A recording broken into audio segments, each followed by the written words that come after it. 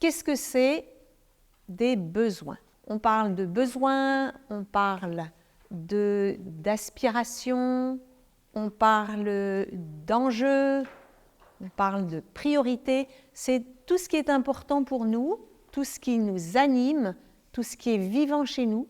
Quand je reprends l'image du conte, c'est ce feu qui brûle dans la maison et qui fait qu'on est vivant, on est animé, on a notre feu intérieur qui brûle, on est en joie. Voilà. Quand nos besoins sont nourris, et nous avons un certain nombre de besoins. Nous avons des besoins qui sont plus en lien avec notre corps physique, avec notre corporéité, les besoins qui nous permettent d'être en vie, l'eau, l'air, la nourriture, la chaleur, le sommeil, etc. Des besoins qui sont de l'ordre de la sécurité matérielle, de l'ancrage, de prendre soin de son temps, de son énergie, voilà, tous ceux qui sont en lien avec la propreté, l'hygiène, etc.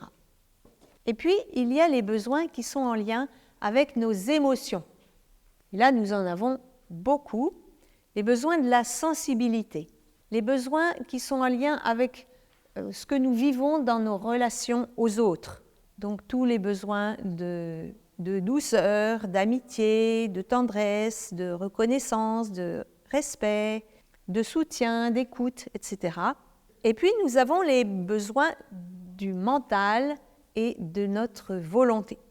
Donc, les besoins de comprendre, besoin de clarté, besoin de réfléchir, besoin de s'affirmer, besoin d'échanger. Et nous avons aussi tous les besoins qui sont en lien avec l'être, avec notre être profond, avec ce qui en nous est notre essentiel.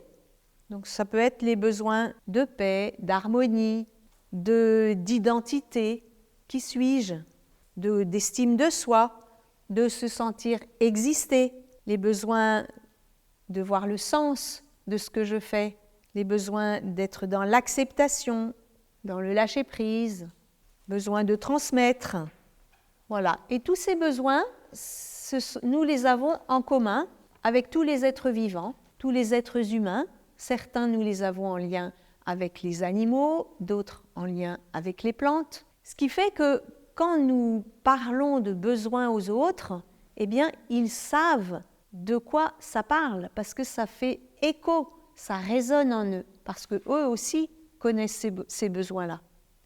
Si je dis à quelqu'un, tu sais, là, j'ai juste besoin de respect, d'être comprise.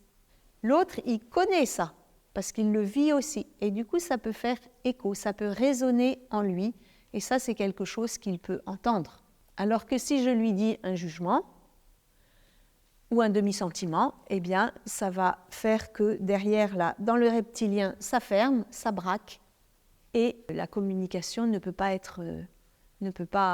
se faire. Mon message ne peut pas être reçu.